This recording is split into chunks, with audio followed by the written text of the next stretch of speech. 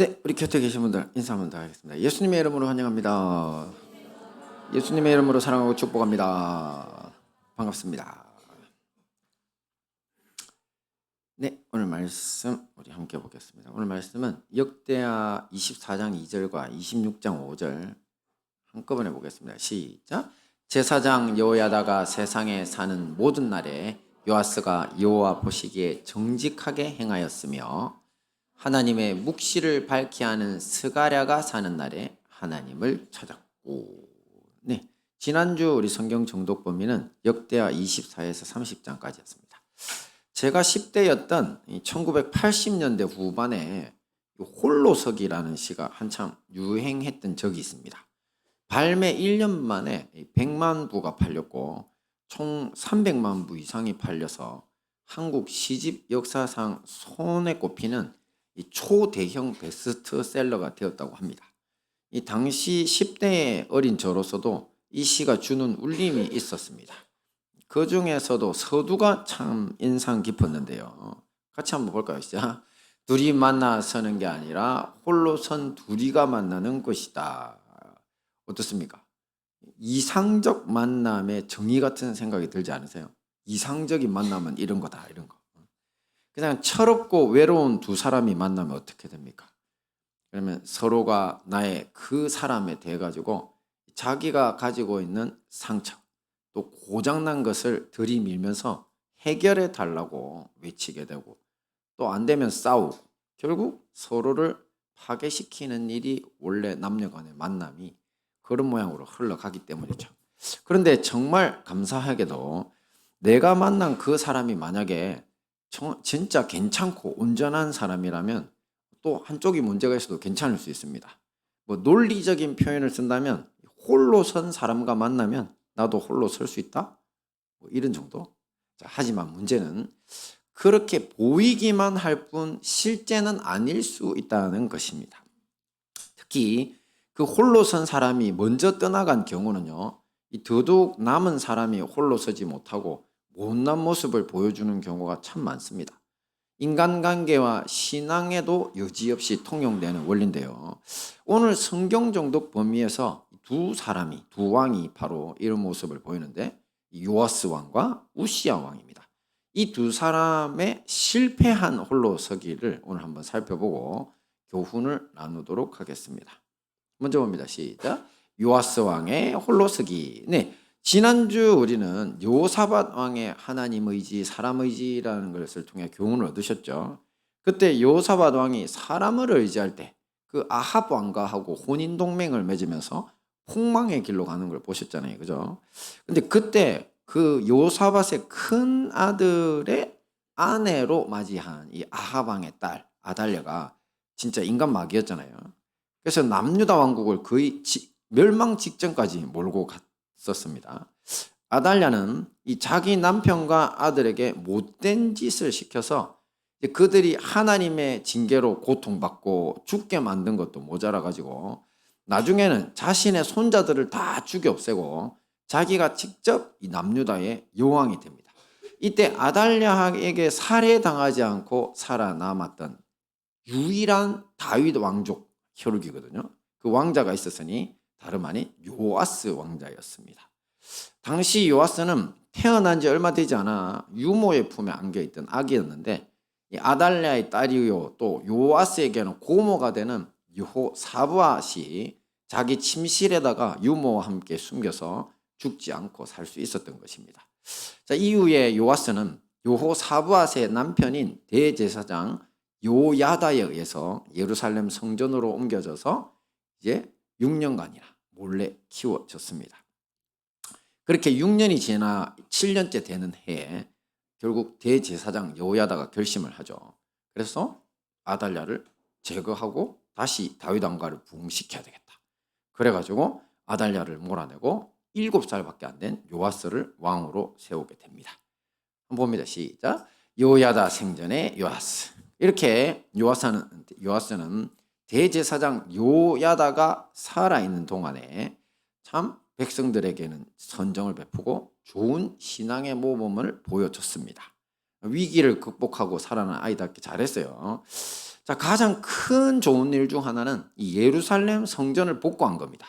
당시 예루살렘 성전은 아달랴가 바알 숭배를 위해서 성물을 더럽히고 성소도 지성소 외에는 심하게 훼손시킨 상태였거든요. 자, 이런 훼손된 상태에도 불구하고 당시 대제사장 여호야다는 이 수리에 손을 별로 못 대고 있었습니다. 이유는 돈이 없었기 때문입니다.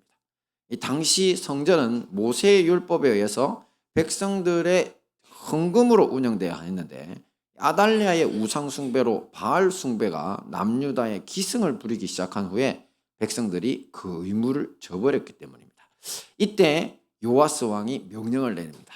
남유다 왕국 전역에서 이제는 모세의 율법에 정한 헌금을 반드시 바쳐라. 그래서 그 돈을 바쳐게 성전에도 바치게 하고, 그리고 그 돈으로 성전을 수리할 수 있도록 왕이 직접 이제 감독까지 했습니다.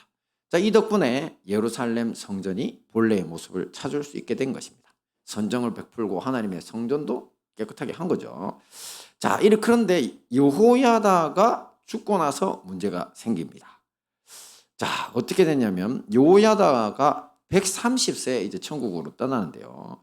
그리고 이스라엘 전체 역사의 처음이자 마지막으로 이 여호야다가 특별 대우를 받습니다.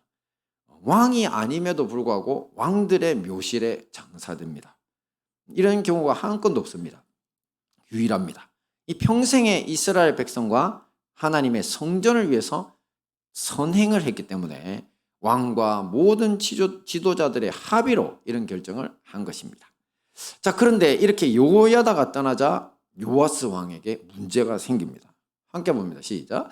여호야다가 죽은 후에 유다 방백들이 와서 왕에게 절하매 왕이 그들의 말을 듣고 그의 조상들의 하나님 여호와의 전을 버리고 아세라 목상과 우상을 섬겼으므로 그 죄로 말미암아 진노가 유다와 예루살렘에 임하니라. 그렇습니다. 그 유다 방백, 곧 남유다 왕국의 지도자들의 말을 듣고 이들이 이제 요아스 왕을 꼬셨어요.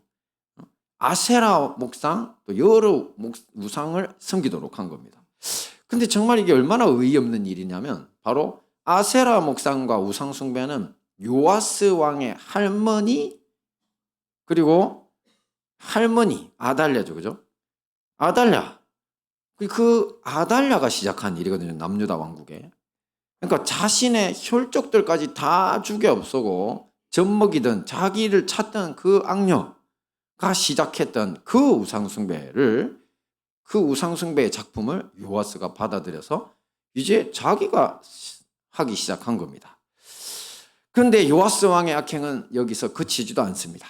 이 하나님의 성령이 임해서 이 일을 책망하는 사람이 생겼는데 바로 대제사장 요야다의 아들입니다. 그것도 제사장이었는데요. 당연히 책망하죠. 누가 도대체 정신이 있느냐 없느냐 왕이지만 하나님의 영으로 책망을 했습니다. 근데 그 제사장을 어떻게 했느냐면 이제 성전뜰, 성소가 있잖아요. 하나 예루살렘 성전뜰, 거룩한 곳이죠. 거기에서 백성들을 시켜가지고 돌로 쳐 죽이는 만행을 저지르게 합니다. 이걸 뭐라고 합니까? 은혜를 원수로 갚았다고 하는 거죠. 자, 그리 오래지 않아 요아스 왕은 죗값을 치르게 됩니다. 바로 요야다의 아들을 죽인 지 딱 1년 만에 아주 적은 수의 아람 군대가 남유다 왕국에 침략했습니다. 작은 노략질이나 하겠다는 식으로 들어왔었는데 근데 엄청난 일이 벌어집니다. 계속 유다 군대가 동원되지만 죽어나가더니만 이제 감당을 못할 만큼 남유다가 다 뚫리기 시작한 겁니다. 숫자도 적은 적군에 이게 하나님의 징계였습니다.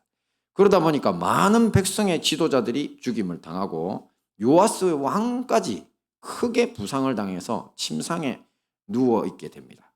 그때 부하들이 반역을 일으켜서 침상에서 요아스 왕을 죽여버리고 맙니다. 그리고 그의 시신은 예루살렘에 장사는 됐지만 왕들의 묘실에는 장사되지 못했습니다.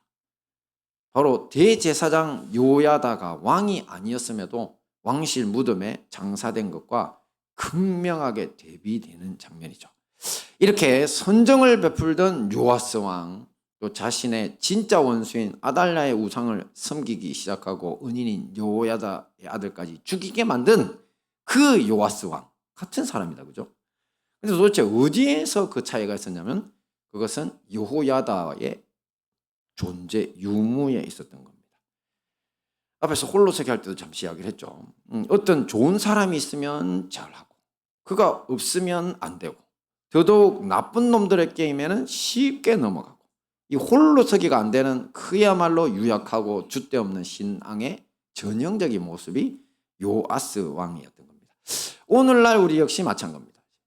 이 교회에서는 이런저런 직분과 봉사로 유명하지만 집에만 가면 감당이 안 되는 분들이 있습니다. 이건 뭐 세상 사람인지 하나님의 사람인지 구분이 잘 안 되는 것입니다.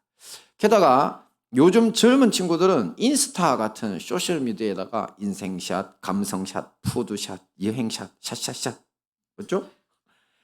이 온갖 과장된 외모와 볼거리들을 끊임없이 올리면서 남에게 자랑하고 자랑질한다고 그러죠. 그리고 또 자랑질 당하고 이렇게 비교하고 비교당하면서 스스로 주눅들고 질투심까지 이런저런 모양으로 죽어가고 있는 것이 현실입니다. 자, 영적인 홀로서기가 되지 않으니 이 가정에서 이 세상에서 패배자로 살아가게 되는 것입니다. 자, 이런 경우에 궁극적 해결책은 어떤 사람의 도움에 있지 않습니다. 여러분의 집에 가서 누가 감시하거나 외부에서 여러분 마음속 열등감을 해결해 주는 것은 한계가 있기 때문입니다. 그렇죠? 그런 사람 만나서 잠시 좋을 수 있어도 사람은 다 떠나가게 돼 있거든요. 답은 여기 있습니다. 함께 봅니다. 시작. 볼지어다 내가 세상 끝날까지 너희와 항상 함께 있으리라. 아멘. 그렇습니다. 저 여기 내가 누굽니까? 예수님이십니다. 예수님이 항상 임마누엘의 성령으로 너희와 함께 하겠다고 약속하셨고 그 성령이 우리에게 오셨죠. 이것은 매일 겸손한 마음으로 성경 말씀을 읽고 묵상하고 기도하고 또 가족에게나 남들에게 친절한 사람이 되기 위해 노력할 때 우리 삶의 실체가 되어 옵니다.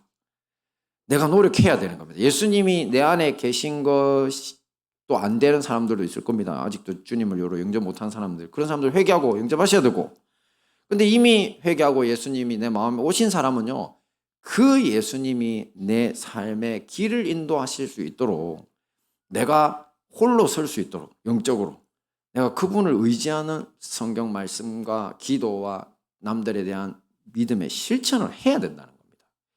자, 이렇게 될 때 내 힘이 아니라 내 속에서 성령께서 이 감동해서 이끌어 가시는 것이 비로소 느껴지게 됩니다. 그래서 여러분 교회를 그냥 철없이 그냥 왔다 갔다 우리 학생들 그렇고 어른들도 그렇고 아무 환란이 없을 때는 아무 주님도 보이지도 안 하고 뭐 예수님이 있는지 뭐 선교사도 이제 나가놓고는 이제 주님이 없는 것 같다 그따구 소리는 하고 그런 선교사들도 있더라고요 진짜로. 그러니까 그렇게 살다가 고생을 아주 그냥 그 사람들 표현으로 뒤지게 하면 그제서 주님이 느껴진대요. 자, 이거는 누가 문제입니까? 우리가 문제인 겁니까? 주님이 약속을 어기신 겁니까? 항상 함께 하신다는데 왜 그제서 이제 주님이 느껴지냐고. 이유는 그렇죠. 우리한테 문제가 있다는 거죠. 그래서 이렇게 믿음의 실천적 행동을 사고가 나기 전에 힘든 일 생기기 전에 계속해서 경건의 훈련들 이번 주간에 하시라 그랬죠. 금연, 금주, 금미디어, 금 SNS 다 해보세요. 그렇게 하면서 주님을 믿고 그분을 의지할 때 이 굳건한 믿음으로 홀로 설 줄 믿습니다. 네, 그 다음 마지막 케이스입니다. 같이 보면 시작. 우시야 왕의 홀로 서기. 네, 우시야 왕은 앞에서 본 요아스 왕의 손자입니다. 요아스는 비참하게 죽었죠. 자, 요아스 왕 사후에 이 아마시아라는 아들이 왕이 돼서 다스렸는데요. 처음에 잘했습니다. 하나님 의지하고 잘했는데 역시나 또 교만해져 가지고 이 하나님이 승리하게 해준 아람 전쟁에서 하나님께 영광을 안 돌리고 그 동네에서 빼앗은 우상들을 들고 와서 거기다 경배를 했어요. 그래서 하나님이 진노하셨죠. 말이 되나 정신 나간 짓 하지 말라고 선지자를 보냈는데 선지자 보고도 입 닥치라 그랬어요. 누가 네 보고 감히 왕한테 말하라고 했냐고. 그래서 선지자가 하나님이 너를 멸망시킨 줄 알겠다고 난 아무 말 안 하겠다고 돌아갔거든요. 그 다음에 무슨 짓을 했냐면 멀쩡히 가만히 있는 북이스라엘에 전쟁을 걸었어요. 사신을 보내가지고 자, 우리 한판 뜨자. 어떻게 될게요? 죽진 않았습니다. 더 치욕을 당했습니다. 훨씬 많은 군대로 갔는데 완전 박살나가지고 포로로 잡혀가지고 그리고 끌려와가지고 자기들 수도까지 끌려와서 예루살렘 성문이 열렸습니다. 왜? 문 안 열면 죽여버리겠다 하니까. 아마샤 때문에 예루살렘 문이 열렸어요. 예루살렘 성은요, 안 무너지는 성입니다. 전에 말씀드렸죠. 그 여부스 성이었다고. 그게 이스라엘 백성들이 사사기에 점령한 지 300년이 되는데도 그 성이 안 열릴 정도로 튼튼한 곳이라고. 근데 아마샤 왕을 잡아다가 죽여버릴 테니까 열으라니까 열린 거예요. 그리고 어떻게 됐을까요? 예루살렘 통째로 다 약탈당했습니다. 사람들 죽임당하고. 그리고 성등을 다 헐어버렸습니다. 그 중요한 성을 걔네들이 잡고. 그러고는 아마샤를 풀어주지도 않았어요. 데려다가 10년 동안이나 북이스라엘로 끌고 가가지고 포로 생활을 시킵니다. 정말 교만의 대가를 치르게 되죠. 이때 이제 망해버린 남유다 왕국의 아마샤를 대신해서 바로 당시 16살이었던 아마샤의 아들 우시야가 이제 왕이 됩니다. 16살이면 오늘날 우리는 어느 학교 다닙니까? 중학교 3학년 나이죠. 중학교 3학년 손 들어보세요. 있어? 연우네. 연우가 왕 된 나이에요. 저 나이가 왕이에요. 자, 그러면 이제 저 나이로 과연 이 왕의 사명을 감당할 수 있었을까? 결론적으로 아주 잘 했습니다. 함께 봅니다. 시작. 스가랴 생전에 우시야 왕. 그렇습니다. 바로 스가랴라고 하는 영적인 스승이 있었기 때문입니다. 하나님 말씀 보면서 시작. 하나님의 묵시를 밝히 하는 스가랴가 사는 날에 하나님을 찾았고. 그렇습니다. 여기서 묵시를 밝히 알았다고 했는데 이것은 히브리 원어를 봤더니만요, 아주 지각이 있어서 하나님께 묻고 구하는 사람이었다, 이렇게 해설이 됩니다. 묵시를 밝히 한다는 것은 뭐라고요? 지각이 있어서 하나님께 묻고 구하는 사람이었다. 그러니까 성경에서 말하는 굉장히 사람이 지혜롭고 머리 좋다고 하는 사람은 뭐다고요? 정의가 하나님께 묻고 그 답을 얻는 거예요. 자기한테서 난 지혜와 능력이 아니고 잔머리 굴리는 거 말고. 그런 사람이 원래 스가랴였다는 거고, 그리고 우시야 역시 그런 스승을 통해서 하나님께 묻고 구하는 것을 배워가지고 지각이 계속 깨이게 된 겁니다. 이런 지각이 하나님께 묻는 우시야 왕을 하나님이 도와주셨을까요? 안 도와주셨을까요? 말씀을 보면 시작. 그 이름이 원방에 퍼지면 기이한 도우심을 얻어 강성하여 진미였더라. 할렐루야. 그렇습니다. 힘이 넘치고 엄청 부강하기 시작합니다.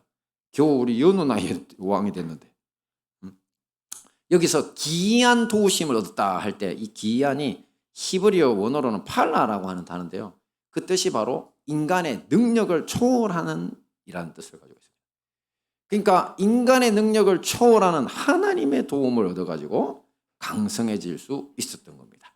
이 우시야는요, 우선 무너진 예루살렘 성을 다 보수하고 망대도 세우고 견고하게 하고, 또 자기 예루살렘 성뿐만 아니라 남유다 왕국 구석구석에다가 망대를 세워서 다른 나라의 침략이나 약탈자들의 침입에 대비하게 했습니다. 그리고 무릉덩이를 많이 팠습니다. 저 나라가 원래 좀 건조하잖아요, 그죠? 그래서 무릉덩이를 엄청 많이 파고 또 경사지, 평지 막 이런 곳에다가 가축들을 기를 수 있도록 이제 막 초원을 만드는 겁니다. 그리고 산과 좋은 밭을 이렇게 계속 개간하고 읽어가지고 농부 또 포도원 이렇게 막 땅이 비옥하게 일어날 수 있도록 막 그 정책을 했습니다. 그럼과 동시에 이 강병 육성 정책에도 힘을 써가지고 이 지휘관들과 군인들이 이제 40만 명 수준으로 회복되고요. 거의 다 망해버린 자기 아버지 아마샤 때문에 완전 그냥 남유다 왕국이 그냥 끝장난 지경이었어요. 오죽하면 16살짜리를 왕으로 세우겠어요. 왜 그랬을까요, 여러분? 책임을 못 지니까. 다른 사람들이 안 하려고 한 거예요. 왕가로서 세워야 되는 것도 있지만 못 일어날 만큼 망해 있었던 거죠. 그런데 이제 40만 명에 이르는 강군으로 육성되고, 게다가 그 시대에는 없었던 신무기 개발 공장을 세웁니다. 그래서 기술자들을 두고 무기 개발, 신무기라고 하면 고대 신무기 이런 거 있잖아요. 돌을 그냥 멀리 날려버리는 그 기중기 같은 거 있죠. 투석기 같은 거. 그거 다 신무기들이거든요. 그런 걸 개발해냅니다. 자, 이렇게 해가지고 우시아는 이 부국 강경을 이루면서 이제는 아예 영토 확장 전쟁을 실시했습니다. 그러면서 주변에 그 강대하던 블레셋도 제압하고 모압, 암몬, 아라비아 등을 굴복시켜서 조공을 받는 수준까지 이릅니다. 그리고 영토도 계속 넓혀서 이집트 변방까지 그 영토를 확장시키죠. 자, 이런 일들로 인해서 주변 나라의 우시아 왕의 이름이 유명해지고 그때부터 남유다 왕국이 태평성대를 이루게 됩니다. 자, 당시에 북이스라엘은 어떻게 하고 있었을까요? 북이스라엘도 장난 아닐 때입니다. 북이스라엘 역사 중에 제일 부강할 때입니다. 그때는 이 여로보암 2세라고 그때 최고의 자기들의 군사력과 그 다음에 이 그 재력으로 북이 영광을 누릴 때거든요. 그러니까 그런데 그 북이스라엘이 단 한 번도 남유다를 침략하지를 못합니다. 이유는 우시아가 너무나 나라를 강대하게 잘 세워놔서 괜히 잘못 손댔다가 다치니까. 그러니까 양쪽이 다 그냥 최고의 부유함을 누리는 시대로 접어들게 된 겁니다. 이게 바로 우시아가 스가랴 덕분에 묵시를 밝히 하는 스가랴였죠. 지각이 있어서 하나님께 묻고 답을 얻어내는 스가랴. 자기도 그런 방식을 동원해서 지각을 얻어서 온 나라를 이렇게 멋있는 나라로 만든 거죠. 그만큼 우시아 왕이 대단했던 거죠. 자, 근데 문제가 생깁니다. 함께 봅니다. 시작. 스가랴 사후에 우시아 왕. 자, 이렇게 우시아는 16살에 왕이 되고 무려 52년간 왕으로 재임을 합니다. 자, 그런데 이 일이 바로 그의 집권 후반기에 일이 생기는데요. 같이 봅니다. 시작. 저가 강성하여 짐에 그 마음이 교만하여 악을 행하여 그 하나님 여호와께 범죄하되 곧 여호와의 전에 들어가서 향단에 분향하려 한지라. 이게 바로 하나님의 성소에서 이제 왕이 비행을 저지르는 건데요. 당시 예루살렘 성전은 만민이 기도하는 집이라서 뭐 누구나 이스라엘 백성들 또 뭐 그 뭡니까 그 이방인이라도 저 뜰에 와가지고 기도하고 갈 수 있었거든요. 오죽하면은 저 시대 후에 알렉산더 대왕도 저기 와서 기도하고 갔습니다. 할렐루야. 알렉산더 대왕이 저기서 예배들 기도하고 그 다음에 제사장들 만나보고 너무 감격해가지고 글을 적었어요. 자기가 만나본 그 성전의 사람들 중에 제일 거룩한 사람들이다. 그래서 이 덕분에 하나님의 성소가를 손 못 대게 만든 게 있대요. 그만큼 이제 모두에게 열려있는 처소 하나님을 만날 수 있는 만민을 위한 전이었거든요. 자, 대신에 한계가 있습니다. 어떤 한계가 있냐면 성전의 모든 의식과 제사는 절대 일반인 이스라엘 백성이라도 함부로 손 못 댑니다. 오직 모세의 율법에 따라서 레위인들만이 주관할 수 있습니다. 옛날에 왕으로서 솔로몬이 하늘에서 불 내리게 한 거 기억나시죠? 대제사장의 역할. 그런 신적, 영적인 역할은 얼마든지 할 수 있지만 그 외에 일반적인 모든 것들은 하나님의 법을 따라야 합니다. 왕이라고 자기가 함부로 할 수 있는 게 아닙니다. 자, 특별히 성전 마당에서 일하는 것과 달리 이 성소와 지성소로 구별된 건물 안에서 섬기는 것은요, 반드시 레위인들 중에서도 아론의 자손들, 이 대제사장들의 일이었고 그 중에서 지성소로 들어가는 건 단 한 명, 대제사장, 그것도 1년에 단 한 번 대속죄일에 가능하도록 법이 정해져 있었습니다. 주님은 이 규례를 모세에게 주시면서 누구든지 이것을 어기고 성물을 만지거나 지성소를 보려고 하는 사람은 반드시 죽게 될 거라고 경고까지 하셨거든요. 자, 그런데 우시아가 사고를 칩니다. 함께 봅니다. 시작. 우시아가 손으로 향로를 잡고 분향하려 하다가, 그렇습니다. 우시아가 바로 지금 성소에 들어가서 향로를 잡고 분향하려고 합니다. 근데 사실 이제 많은 분들이 성소에 들어가면 안 된다는 생각을 하지만 사실 왕은 성소에는 들어갈 수 있습니다. 왜냐하면 이 이후에 보시면 히스기야도 이렇게 아시리아의 침공을 받았을 때 하나님을 욕하고 항복하라고 보내는 항복 문서를 들고 성소에 들어가거든요. 그래서 그걸 하나님 앞에 펼쳐놓고 기도하니까 하나님이 듣고 그냥 하루 만에 18만 5천? 6천? 갑자기 숫자가 제가 기억이 안 나요. 14만 5천이에요. 그 용사들을 18만 5천이죠. 완전히 다 그냥 아시리아 사람들이 자다가 다 죽어버리죠. 그러니까 왕은 성소에 들어갈 수 있습니다. 이유는 뭘까요? 그 성전을 왕이 지었거든. 다윗이 만들었잖아요. 그죠? 돈을 대고 솔로몬이 건축한 거잖아요. 그래서 왕은 사실은 제사장권에 제일 가까이 가 있는 사람이긴 합니다. 그래서 왕들이 수시로 성소에 들어가서 하나님 앞에 엎드려 설 것으로 봅니다. 믿음이 있는 왕들은. 자, 그런데 이제 우시아가 하는 짓은 그것을 넘습니다. 뭘 하고 있다고요? 향로를 잡고 분향. 분향은 안 됩니다. 분향은 제사장들이 아침과 저녁에 할 수 있고, 그리고 향로까지 들고 있다는 것은 더더욱 위험합니다. 왜냐하면 향로는요, 그 분향하던 그거를 담아가지고 여기에 따로 피워서 목표가 딱 하나거든요. 지성소 휘장을 열고 그 안에 들어가기 전에 자기를 가리기 위해서 대제사장이 1년에 딱 한 번만 할 수 있는 거예요. 근데 향로를 지금 다 해가지고 분향하려고 시도를 한 거죠. 자, 그러니 지금 이게 무슨 짓을 하고 있는 거라고요? 저 사람들 표현이란 미친 짓인 거죠. 죽으려고 하는 짓이든지, 아니면 이제는 왕의 지위도 모자라서 하나님 얼굴 한번 보자. 근데 우리는 하나님 얼굴 뵙기를 원하긴 하는데 이런 교만한 방식은 아니죠. 맞잖아요. 만약에 여러분들 중에 갑자기 누가 우양호 목사만 설교하나 나도 하자, 올라왔다. 그럼 이게 하나님께 영광 돌리는 방식은 아니잖아요. 그죠? 물론 저는 성도님들이 설교하시는 것도 얼마든지, 대신에 기름 부음을 받고 준비해서 하나님께 은혜 받고 형제 자매들이 다 인정하면 그때 가능하죠. 이런 걸 이제 우리가 뭐라고 그럽니까? 이런 것을 적법하게 한다 그러죠. 근데 지금 이 모든 것을 어기고 진짜 이 교만한 마음으로 이상한 짓을 벌인 겁니다. 우시와. 자, 그러니 이 소식이 대제사장의 귀에 들어갔을까요, 안 들어갔을까요? 난리가 났죠.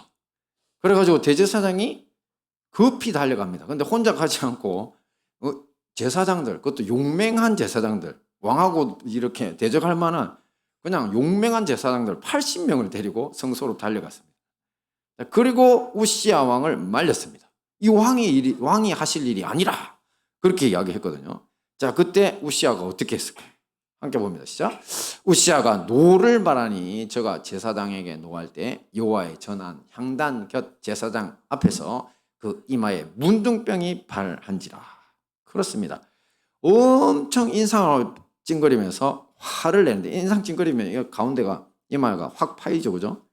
근데 그 자리에서 바로 문둥병이 확 솟아오르기 시작한 겁니다.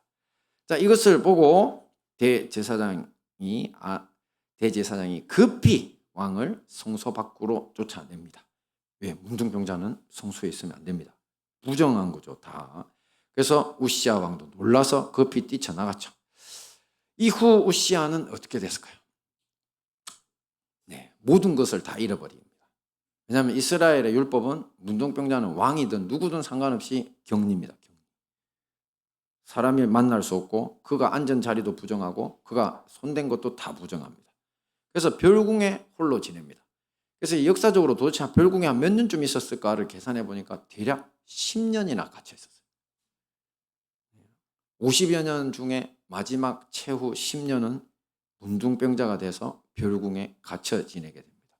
그래서 그의 아들 요담이라고 하는 아들이 이제 그걸 섭정이라고 그러죠. 아버지 뒤에서 섭정하고 자기가 이제 백성들을 다스리게 되죠. 그렇게 쓸쓸한 말년을 보내고 결국 우시아 왕은 문둥병자로 죽고 맙니다. 그런데 그것도 끝이 아닙니다. 앞에 봤던 요아스 왕과 결론이 비슷합니다. 이제 죽었으니까 어디 무덤에 들어가야 됩니까? 그렇죠. 열왕의 묘시, 왕의 무덤에 가야 되는데 문둥병자라고 못 들어갔습니다. 그래서 조상들의 무덤, 유다 지파, 자기 그거 조상들, 왕이 아니었던 조상들 있죠. 다윗 집안. 그것도 조상들하고 같이도 못 묻히고 있던 그 땅 어디 주변에 따로 묻히는 초라한 신세가 됩니다. 자, 이 부분에 대해서 우리는 깊이 묵상해 봐야 합니다. 앞에서 본 요아스 왕의 목락이 이 줏대 없이 사람들에게 휘둘린 경우죠. 와서 절하면서 성기자 하니까 자기 죽이려고 했던 그 정신 나간 할머니 짓을 아세라를 받아들이면서 저질렀으니. 하지만 우시아 왕의 몰락은요, 자기 위에 어떤 사람도 용납하지 않겠다는 교만한 마음에 휘둘린 경우라 할 수 있습니다. 하나님께 묻고 구해서 얻었던 지각을 마치 이제는 자기의 것이냐 착각해서 일어나는 일이죠. 우시아 역시 홀로서기 실패다 성공이다? 실패인 것입니다. 오늘날 우리 역시 마찬가지입니다. 근데 내가 교회를 통해 믿음의 선배들을 통해서 하나님께 묻고 구하는 법을 배워가지고 세상에 나가보니까 남들보다 더 똑똑하고 또 돈도 더 잘 벌리고 힘세고 용감하고 건강한 사람이 되었는데, 그럼에도 불구하고 어느 날 이 모든 것을 망각해버리고 내 자신이 똑똑해서 그렇다, 내 자신이 원래 잘난 거야 이러면서 남을 깔보는 사람들이 있습니다. 그럼 이것이 바로 누구의 교만이라고요? 그렇죠. 이게 바로 우시아 왕의 교만이고 사단마귀의 유혹인 겁니다. 이런 사람을 하나님이 어떻게 하신다고 분명히 답이 나와 있습니다. 함께 봅니다. 시작. 하나님이 교만한 자를 대적하시되 이랬죠. 여기서 대적한다는 것은 본래 전쟁에서 당시에 사용하는 용어인데요, 누구에 대해서 전투를 벌린다는 뜻을 가지고 있습니다. 그러니까 하나님이 뭐 하신다고요? 교만한 자에 대해서 전투를 벌이신다고. 자, 여러분 하나님하고 붙어서 이길 자신 있으면 손 들어보세요. 자신 없죠? 어떻게 해야 됩니까? 함께 봅니다. 시작. 겸손한 자에게는 은혜를 주시느니라. 그렇습니다. 겸손해야 합니다. 겸손은 교만과 반대로 이 자기가 아니라 다른 사람을 더 높이려는 마음이랬죠. 특히 자기를 높이려는 마음은요, 마귀한테서 온 겁니다. 처음에 천사였던 루시엘이 자기를 높여서 누구하고 싸움을 붙었어요? 하나님께 덤비려다가 그 천사장 미가엘한테 짓밟혀가지고 쫓겨났잖아요. 그렇죠?